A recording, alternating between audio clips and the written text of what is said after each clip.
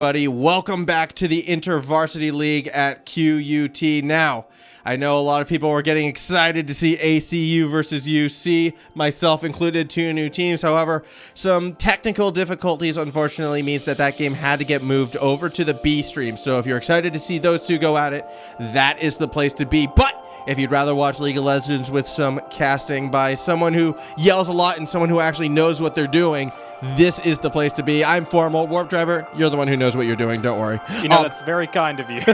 As we get ready for the University of New South Wales taking on Murdoch. And once again, a little bit of issues in terms of getting those names through. It should be worth noted that the University of New South Wales, their team consists of Totoro in top lane, I believe Ida Albert in jungle, if I got that right, Distortion in mid lane, Aviator in bot lane, and the Don Wu.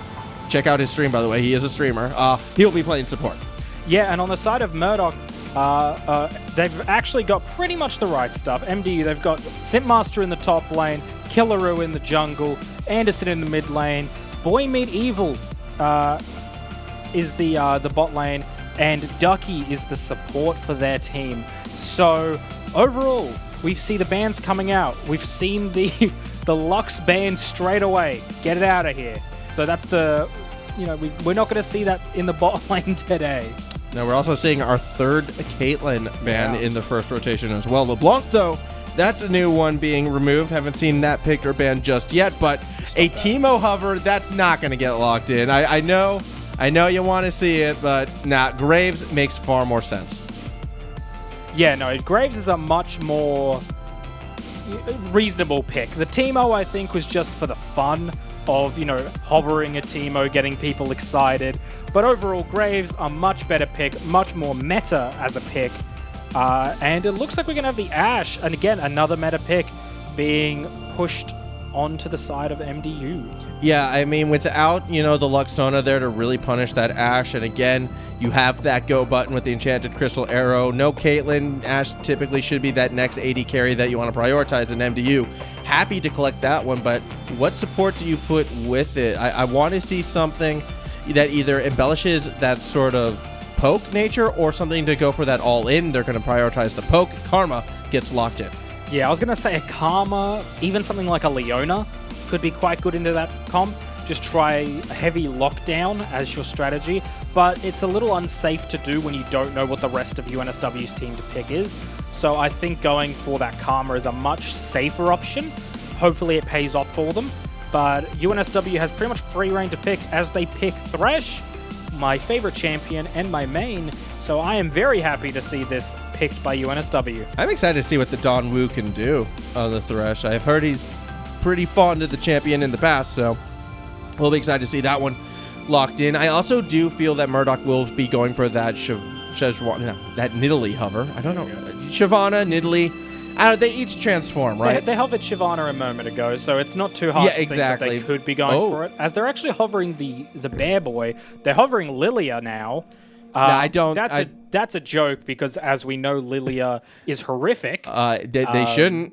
They shouldn't. If you're listening to stream, Anderson, don't.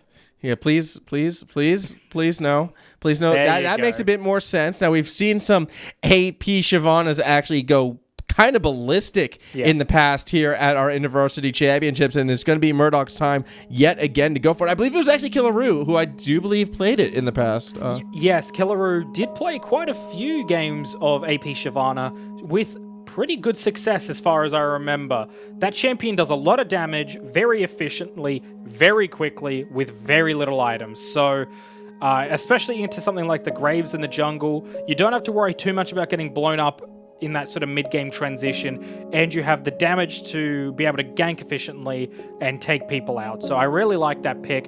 And on the side of UNSW, I really like the Thresh Ezreal bot lane. I think it's a very strong lane, especially into something like the Ashe Karma. I think that, obviously that's a very pokey lane, a very sort of pushed back lane. Whereas if they can get that engage with the Thresh, with the Ezreal, even just into the mid-game team fights and stuff, that can be really, really efficient, as well as jungle ganks are very easy to get into position because of the Lantern. You can Lantern people over walls, out of fights, into fights. So I really like that pick. Cassiopeia going to be the next band, as well as both sides are going to be prioritizing, I feel, those solo laners moving forward, which is why I'm a little surprised to see Echo actually banned out on the University of New South Wales side. I mean, Echo, typically a jungler, can be played mid. The Fiora is going to get banned away. That one, less surprised to see.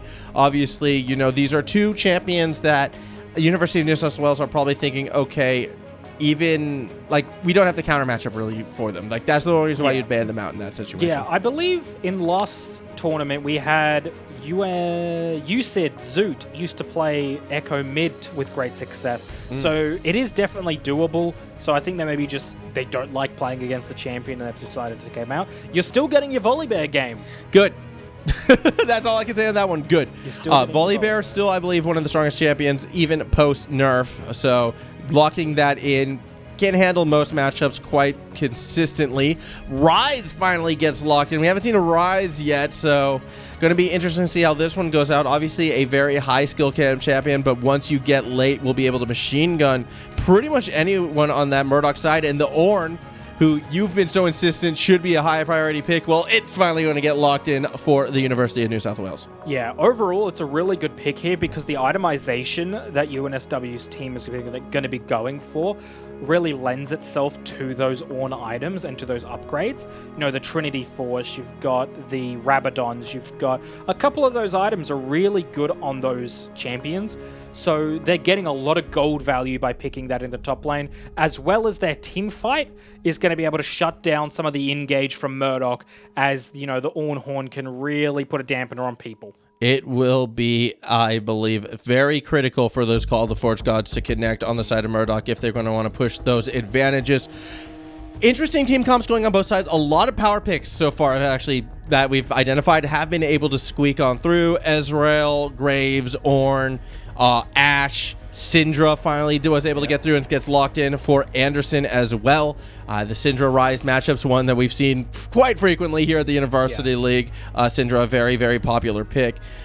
I'm worried about the sustained damage coming from Murdoch in an extended team fight compared to that of the University of New South Wales. I think there's a bit more burst and a bit more crowd control. So I like University of New South Wales, especially if we get late. However, that pick potential, that brawl potential, definitely in favor of Murdoch. So I'm looking at these junglers primarily. I'm looking at Ida Albert. I'm looking at Killaroo and seeing how they're going to be able to establish that pressure. AP Shyvana, super, super good, but not necessarily the most aggressive pre-level 6. Yeah, although she has very, very quick clear in, you know, comparison to other junglers, her W is very, very good at getting her that quick cleave. She doesn't really get that real damage spike until she gets either her finished Runic Echoes, and she needs a couple of Dark Harvest stacks before she can really start doing that consistent high-level damage that AP Shyvana is known for.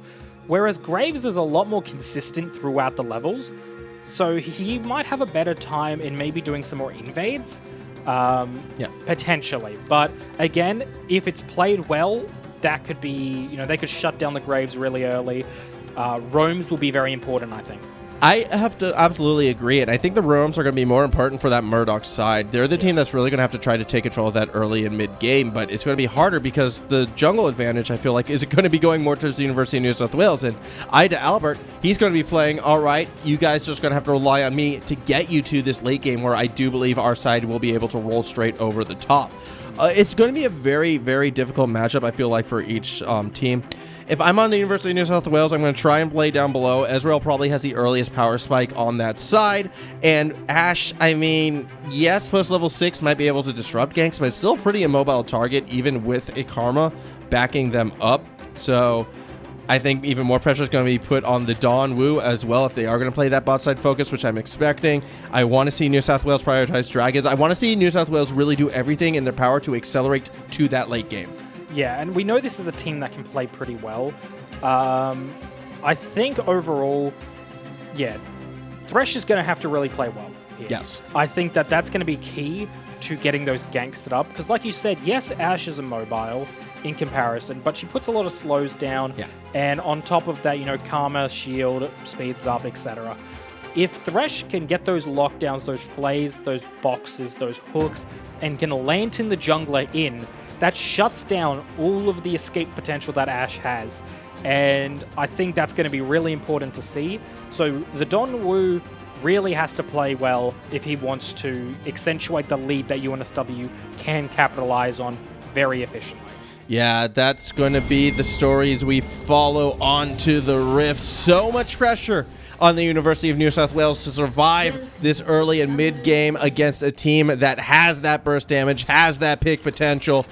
Unleashing the power, enchanted crystal arrows, all of these can lead to critical missteps that can cost your side everything. New South Wales, they had a great run last season. I want to say last year, but it was only last season where they were in the grand finals against the University of Sydney. Perhaps this new lineup can kind of return them to form and even go that one step beyond. Will they be able to take the entire tournament? Well, it starts on day one. It starts on day one for sure. And this is going to be really important for both teams. Like we said with the first game, getting your foot in the door is half the trouble. If they can get themselves set up into this tournament, it puts them in great stead going forward. So right now, I think Murdoch and UNSW really have a lot to play for.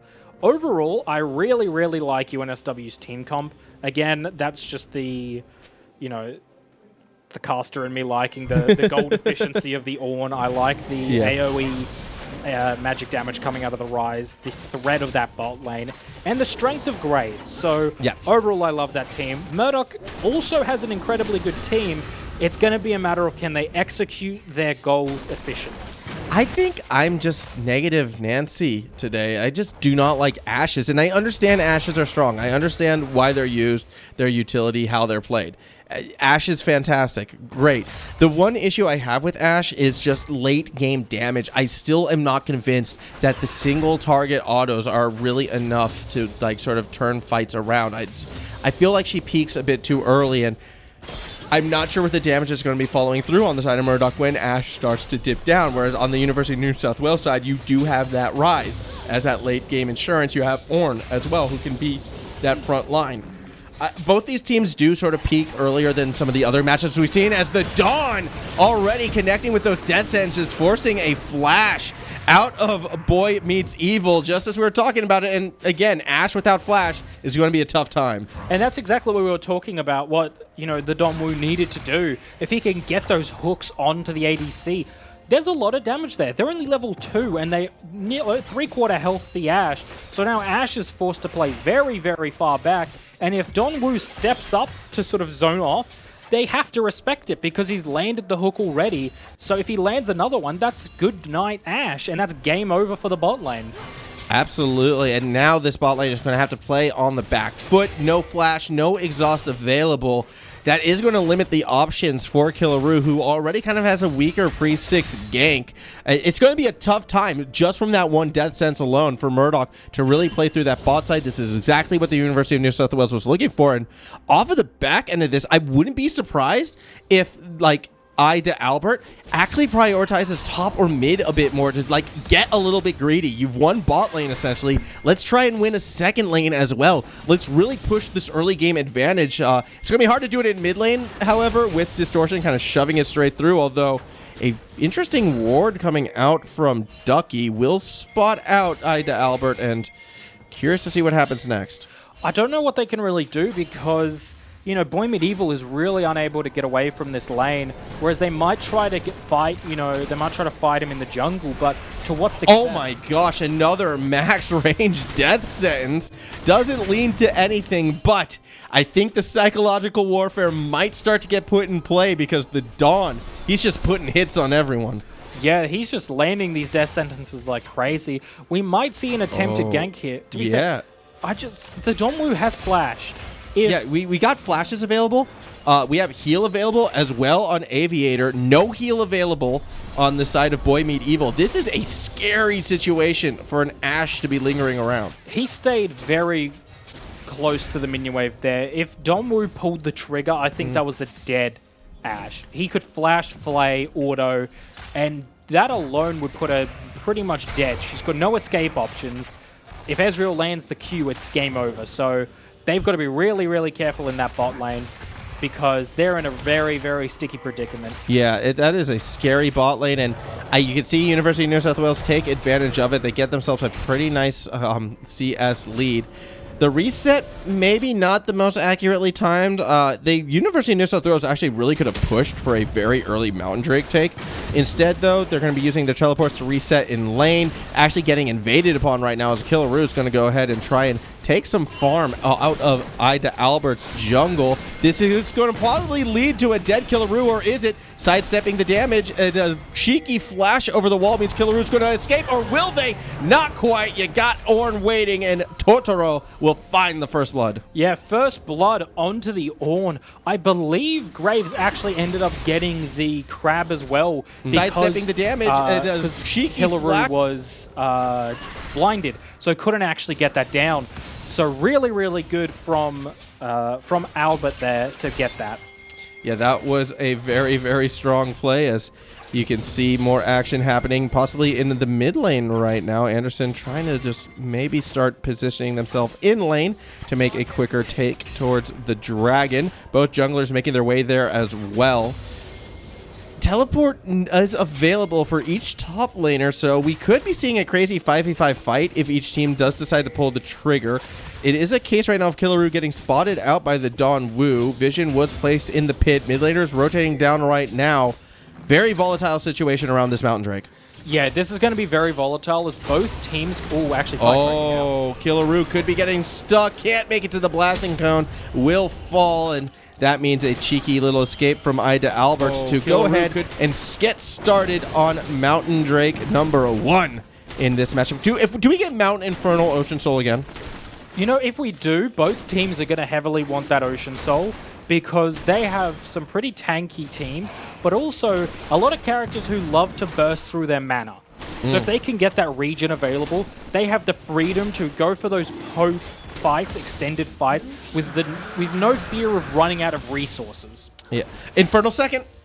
It's an Infernal second. It's going to be the Ocean Soul. Look, that's just what the servers are giving us today. I don't know what to tell you. For all you Cloud Drake fans out there, listen, I'm one of you as well. I'm mourning the loss of the Cloud Drake, even though we don't know for sure yet. It's just not in the cards. It's not looking good. Not looking good. I bet you it was, it's probably over there on Stream B, by the way. That's probably where Cloud Drake is hanging out as we continue on in this game. University of New South Wales playing exactly like I wanted them to. Another Death Sentence connecting onto Ducky, who's going to try to get out of this. Still has Flash available, and a fair chunk of damage was actually thrown back at the Dawn. Still, though, 3 max range Death Sentences thus far, and I want you to start keeping count. I'm going to have to start keeping count because the Donwu's really been throwing those out efficiently. Something to note for MDU is their bot side was just getting their summoners back up. Ash has got both Flash and Heal now, and Ducky had just got that Flash exhaust back, and it's gone. Yeah, immediately getting rid of some of those summoners. In particular, the exhaust almost feels like it was used on cooldown right now. Granted, Boy Meet Evil on that Ashe still should have that flash available as the Dawn gets jumped upon. A max range flash over the wall and a teleport fall through. That should be, I believe, Totoro, who tries to join the fight. There's really no reason for that teleport, however, as no objective is available on the bot side. I think there was a bit of a miscommunication from the side of UNSW. I think he wanted to go in there and he wanted, the Donwu to stay there, flay them, lock them down, but he was in no position to do so and had to back out. So unfortunately, a little bit of miscommunication there from the side of UNSW. Cost them a teleport, but it doesn't cost them their lives. Well, Scatter of the Week, as we saw from Anderson, was good for 3 points, but unfortunately that's not how you get stunned, by kicking it through the goalpost. I want to see Murdoch take advantage of sort of that overextension in the bot side from the University of New South Wales. I want to see them prioritize a bit more on the top half of the map. That is where that next neutral objective is in the form of the Rift Herald. However, Killaroo kind of taking their times. Like, they had a window with the teleport down from Totoro to really make that play. Simpmaster actually holding on to, their own teleport. Very, very interesting situation as Murdoch, a little sluggish in the reaction to the play down below. Unfortunately, they won't get an advantage back, and those are those sort of macro mistakes that come up costing you later in the game. Yeah, and those are the ones that you need to, take advantage of, like you said. They had a miscommunication, and Totoro used teleport into the bot lane. You have now full topside control with, if you saw when that happened. Actually, never mind. That's actually a fair bit of poke going back onto Anderson. I don't really want to take these trades just yet, as Good old Distortion just stacking up that tier. Yeah, stacking it up. But when that fight broke out in the bot lane, Albert was actually in. All the Forge Guard up top actually does connect onto Simp Master, and there is backup arriving in the form of the Ida Albert. Another death sentence at max range is going to connect. The Dawn gets those. He does, and this is the strength Albert, of Thresh, and this is another why dead I set. like Thresh, is because he can do everything all the time. You need engage, he's got engage. You need disengage, he's got disengage. You need max range hooks, you've got the Don Wu. Yeah, Dawn absolutely putting on a clinic right now on this Thresh. I mean, it's still early days, right? We're only 10 minutes in, but it seems like every single time that hook is going out and he's going fishing, he's catching the biggest fish he can find in the deepest parts of the Murdoch forest, I suppose, or base, Ocean. fountain, half, ocean. I can't really call it an ocean, though, because it's green and foresty. There's no water temple. It's the forest temple, so Forest Temple, yeah. he's land fishing. Land fishing, but overall, really, really good from the Don Wu there. I think he's going to be definitely a player to watch out for in this tournament if he keeps performing like this. It'll be interesting to see what other champions he can play, because if he plays other champions to this same success, then I think he's going to be one of those star players of this fight. Of this tournament, sorry. And Killaroo maybe going for a gank. Yeah, this is very interesting. Ducky is the bait, but the trap is pulled way too late, and with an immediate use of the lantern, it looks like we're going to be seeing the turnaround as another Death Sentence lands right in Killaroo's face on the back end. Aviator was just wrecking house, and Murdoch gets punished. A triple kill for the Ezreal. So, are you aware of Murphy's Law? If something does go wrong, if something can go wrong, it will go wrong. Yeah, and that's exactly what happened there. This is, look up the definition of Murphy's Law. You'll get a clip of this, because everything that could have gone wrong for Murdoch did. They tried to bait Ezreal in with the tease of the low health Karma, who then died.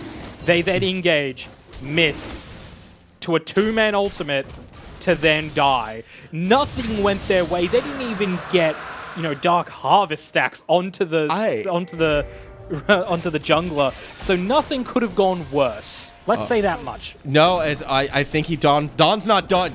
The Dawn is not done. Another connect, this time onto Ducky, predicting the juke move. Every time he steps up to go for one of these death sentences, I am just getting more and more excited. This is one of the best Thresh performances I have seen. This is up there with Suho from Ardor right now. The Dawn is just on fire. Yeah, he is incredibly competent with this champion, to almost a fault of the enemy team, as they're actually getting engaged on slightly. They get taken back out. Anderson just putting a little poke down with that scat of the week. Unfortunately, there was no weak there to be found. So only strong champions on the side of UNSW at the moment, as they're going to go in for engage. Yeah, they're going to try and jump on Ida Albert. However, it's going to get turned right back around. And oh my gosh, Anderson going so deep, chasing after it straight into another death sentence. The name so accurate as another member from Murdoch falls. Again, the follow-through, flaying Ducky back away. He has to flash, and we finally see a death sentence miss, okay? You can flash out of them, but my goodness, University of New South Wales, they are just steamrolling Murdoch. They are steamrolling right now, flexing on him. Another hook lands just for some free poke. That's almost a kill. Had that damage actually connected, that would have been a kill onto Boy Meet Evil. Another name accurate, I feel like, in this one, because Thresh, evil champion, and he's been, Boy Meet Evil has been meeting that Thresh a lot so far in this one, as this mid lane tower is starting to get sieged upon. 0-0-6 right now, 75% kill participation out of this Thresh. Yeah, incredibly well played so far by that Thresh. I want to give credit where credit's due. Boy Medieval saved Killaroo incredibly hard there. Distortion went forward as the Rise tried to take out the jungler on Killaroo, and the Enchanted Crystal Arrow landed last second to stop the cast. So credit where credit's due. Luck, skill, who knows, it worked. I'm going to call it skill, as an interesting situation. Murdoch might be able to find their first kill, although the Realm Warp, no, he flashes over the top of it. Disaster for Distortion, who will get run down. Murdoch gets one back off of the misplay out of Rise. You know how we talked about Murphy's Law a moment ago? Yeah. Are you familiar with the law of equivalent exchange? I am now. Well, they just got their equivalent exchange. They just got it brought back to them. Unfortunately, for the side of UNSW, Realm Teleport doesn't work if you flash over it. No, So- that's a roughie.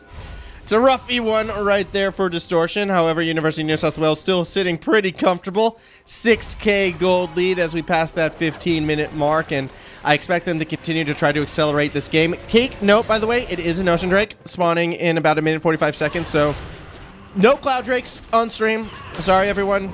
Sorry, all you Cloud Drake fans. Like, they're my favorite Drake as well, but not to be. I think if we look at the schedule, I think Air Drake's set for week 2. I think we'll get a couple of Air Drakes. Look, Air Drake is a diva, all right? It's true. We couldn't get the right catering for the Cloud Drake.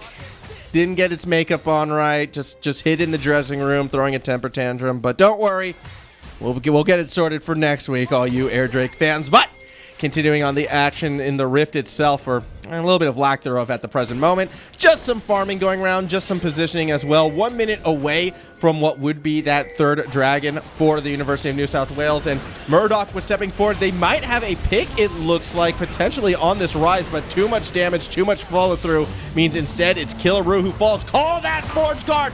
Goes straight into Anderson. The True Shot Barrage follow through does help the kill get secured by Totoro. Tower starting to fall as well. The synergy, the team play, it is all there for the University of New South Wales. Yeah, it is very, very good to see. This is, very reminiscent of the team from last tournament. It's a bit of a different team coming out from UNSW, but very, very reminiscent of how they played in that first tournament. So very nice to see. 10-1. Oh, here we go again. Oh, I think after missing that one, the Dawn may have lost the magic touch. No, he's just giving them false hope. Oh, true. I mean, look, if you are the Dawn of a Mafia, right, you can't get your hands dirty all the time. You do have your minions around you to go for it. And so far, those minions, they're starting to rise up. The Graves would be the Dawn's hitman.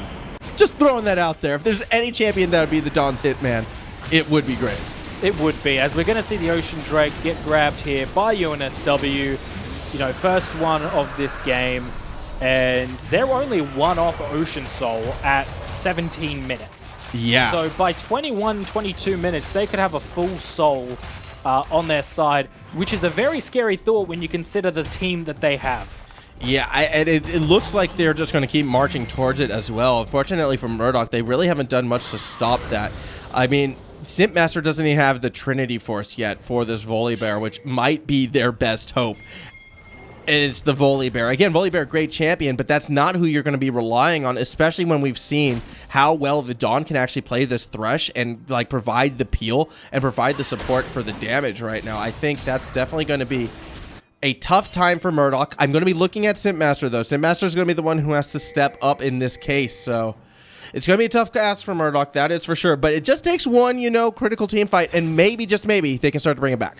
Yeah, and the problem they have on the side of Murdoch is Killaroo is playing a high damage engaged champion, but hasn't been able to get any kills or any damage. So instead of playing a safer, tank pick who can, without very much sustain and do very well, they're in a rough spot because he's pretty much on the verge of nothingness. Yes, he'll still do some damage, but the strength of that character is when you get those, Feast or Famine style, several kills onto it, several Dark Harvest stacks, and then you're one-shotting an Ezreal at 6 minutes. That's what you like to see, not an 0-4 Shyvana with pretty much no Dark Harvest stacks. Yep.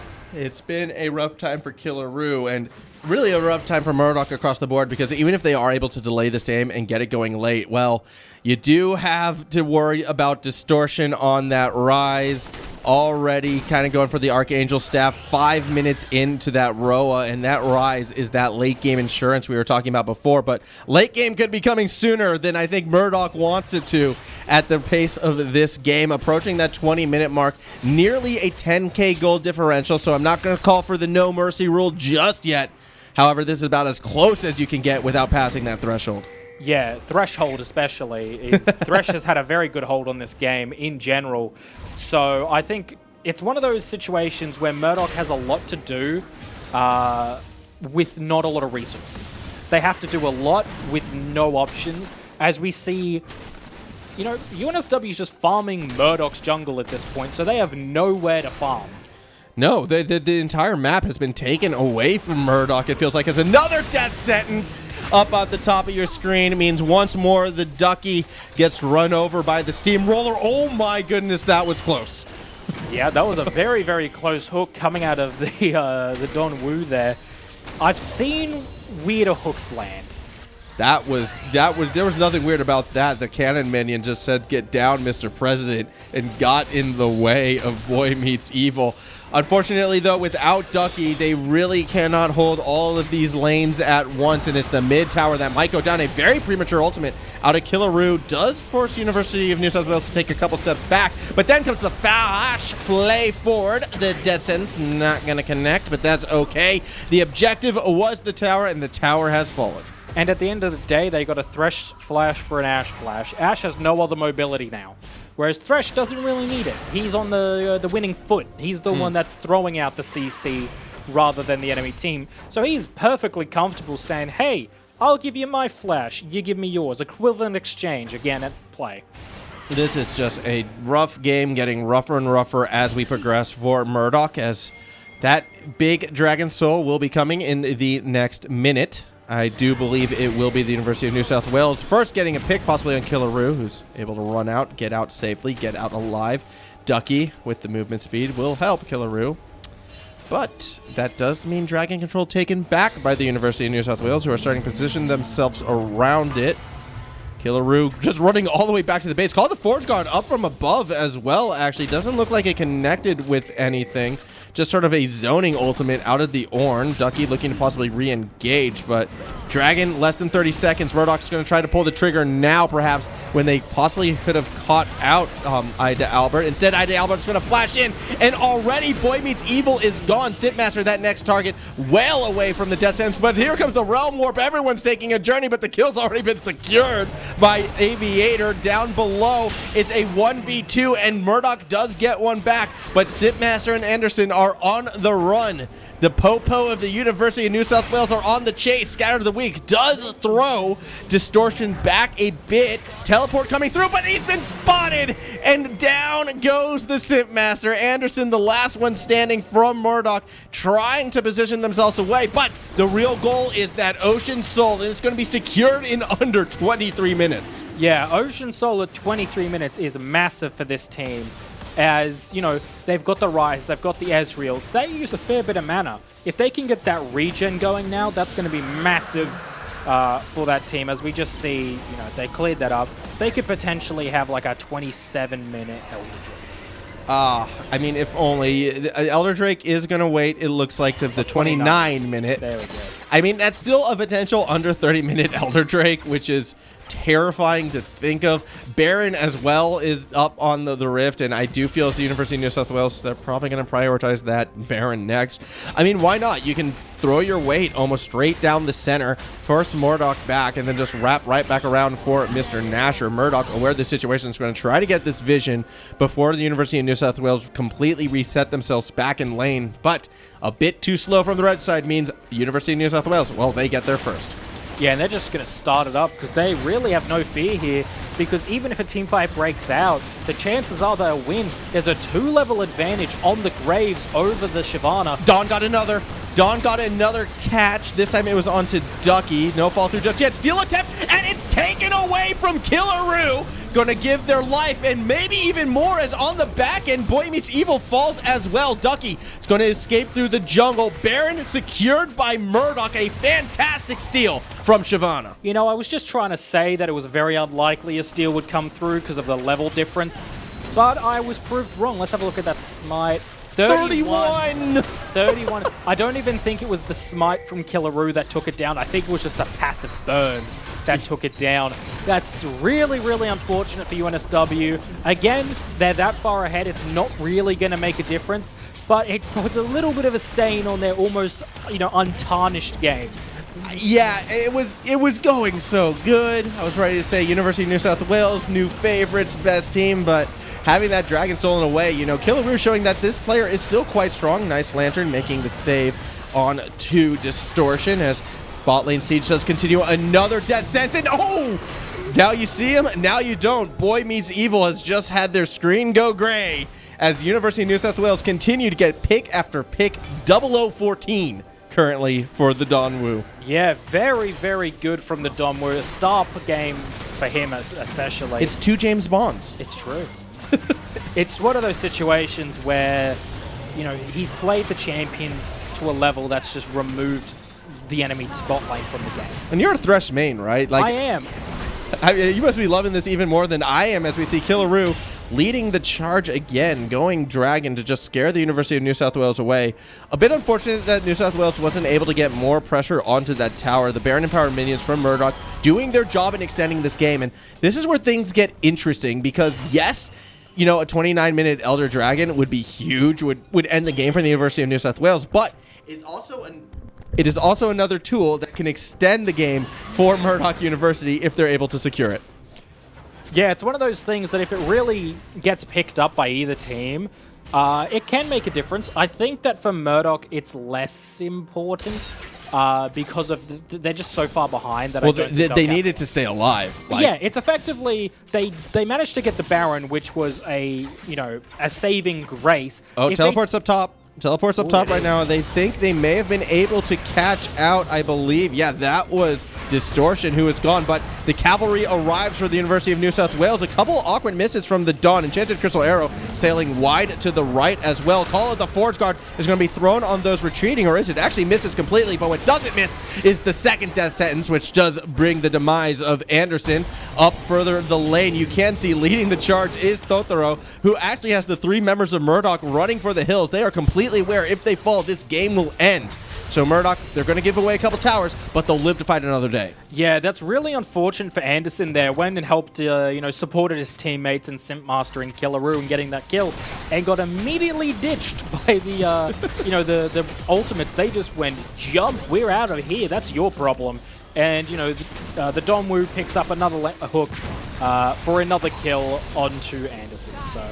Ducky, gonna try and get some poke, gonna try and stop this siege. A death sentence connects onto Killaroo, and in comes the Dawn. Not really gonna find the mark in terms of Boy Meets Evil, but up above towers are falling. Another death sentence connects, this time on Simp Master, as the next inhibitor should fall down. That is 2 inhibitors off of the map, at least for the moment, and just in time for Elder Drake, one would think. A minute 12 before the game-ending buff. Yeah, I can see UNSW going here for the reset, cracking that, getting that Elder Drake, and then either ending the game just off that, or getting that Baron pushing through. Murdoch is pretty much, as you can see, they're forced to head down here.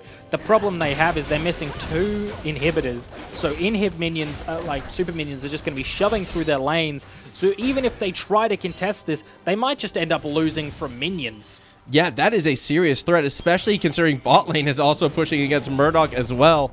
Nothing going in favor of this red side. We have passed that 10k threshold, although... it's still a chance. Again, that Baron Steel, we've seen one already, and Elder Dragon Steel would have that same effect. I think it's almost mandatory for Murdoch if they want to come back in this game. They cannot let the University of New South Wales take this Elder Dragon. They are positioning themselves to contest it as best as possible. Really unfortunate that Anderson does not have that teleport there. Simp Master does. So Simp Master can stay back and play defense, but New South Wales, they still want to push in on offense. They are just barreling through this jungle right now, spotting some of those wards on the way back, and Elder Dragon is now on the Rift. Yeah, it's now on the Rift, and if they get onto that, they can do some serious quick damage onto that Elder Drake. Yeah, I mean, I'm not even we can't even see. There we go. Yeah, it's already been started. It's already at halfway, and Murdoch, they've got to beeline it, but you can see the Dawn as well as Distortion trying to zone it out, and immediately a pick onto Killaroo means no Smite Seal this time. Call of the Forge God connects onto 2. The target will be that Ash. Boy Meets Evil trying to kite, trying to stay alive, but the follow through from Totoro secures the kill up above as well. The damage of late game rise means Distortion is able to find Anderson, and it is just chaos for Murdoch. They can never get their footing in this game, and the University of New South Wales win in dramatic but dominating fashion. Yeah, and there we saw the strength of that Elder Drake. The flash forward, just a little bit of extra damage, and they've got 2 kills. So GG for UNSW here. Another dominant game. We've seen 3 dominating games really today. And a star performance from the Don Wu on that Thresh, really showing off his abilities. There it is, get him a kill. You gotta get the Dawn a kill. And another max range hook into the fountain, goes golden. The team picks it up, and you know the Dawn's not gonna get away from that one. The perfect game is ruined, and realistically, University of New South Wales should forfeit after throwing the Dawn's life away in such reckless fashion as Realm Warp into the fountain actually continues this game. Finally, the Nexus goes down. Thank you very much, New South Wales. You move on to 1-0. Yeah, UNSW was having a little bit of fun there. You know, they decided not to end the game when the Donwu dive. Just decided he gave away the perfect game. He decided to give a little dance. I had the MVP award, not just for the game, but for the entire season. His name was being carved in, and now I'm going to have to cancel the order. I'm not going to get my refund back. They've already accepted. They said, no refund. You're down money, and it's all the Dawn's fault, so I'm going to challenge the Mafia. I'm coming. Yeah. The Donwu still played a very dominant game. We have, overall, a very strong UNSW side here, which is good to see from a new lineup, because that was the problem we were having, is UNSW played incredibly well last split, but they changed their roster and they were a bit of an unknown of how they were going to go. And so far, they are playing out of their minds. Yeah, what I find interesting, though, and I think what's going to be interesting when watching the University of New South Wales moving forward, is what happens when this Thresh gets banned. Because if I am any other team watching this game, well, you know, I'm just going to go ahead and put Thresh on the ban list right now against this side. Like, you can't let a player who is that proficient on a champion just play that comfortably throughout. Murdoch was a team that did struggle during semester one. Like, they weren't one of our top performing teams. So when sort of analyzing the skill level between these teams, we were sort of expecting University of New South Wales to be the stronger side, even with the newer roster perhaps. But you still have to recognize, okay, no more Thresh. No. Go away now. Yeah, that's a given. Thresh is, after this game, is one of those things where you've got to respect the ban. There's certain people who are so good at things that you have to respect bans against them. You know, it's seen him competitive, like LEC and stuff with Froggen. Yeah, he's so good at Anivia that he warrants a ban. No one else does. No one else is good enough at the champion to warrant a ban. But if you were up against him, professional teams have said, yeah, we have to ban it, because if we don't, we lose. There's always been champions like that throughout League of Legends. I mean, my personal favorite was Balls from Cloud9 and his Rumble. Yeah. That thing was absolutely beastly. But more importantly than, you know, the less superior region of North America is what's happening in this OCE Intervarsity League, as more death sentences connecting from the Dawn in these highlights. As this was our first real stomp of the season. It was, unfortunately, a bit of a stomp for Murdoch. I do think that they had some moments of, you know, brilliance in it. Simpmaster in top lane actually held his own. Killaroo did get that Baron steal. I mean, so it's not as if this team is a poor team. They just could not handle the Thresh, and it's always exciting to see the 1v9. But then, you know, you throw it all away right here. Yeah, throw it away right there. They went for the dive, which was quite entertaining, but overall, an incredibly strong game from both teams. Especially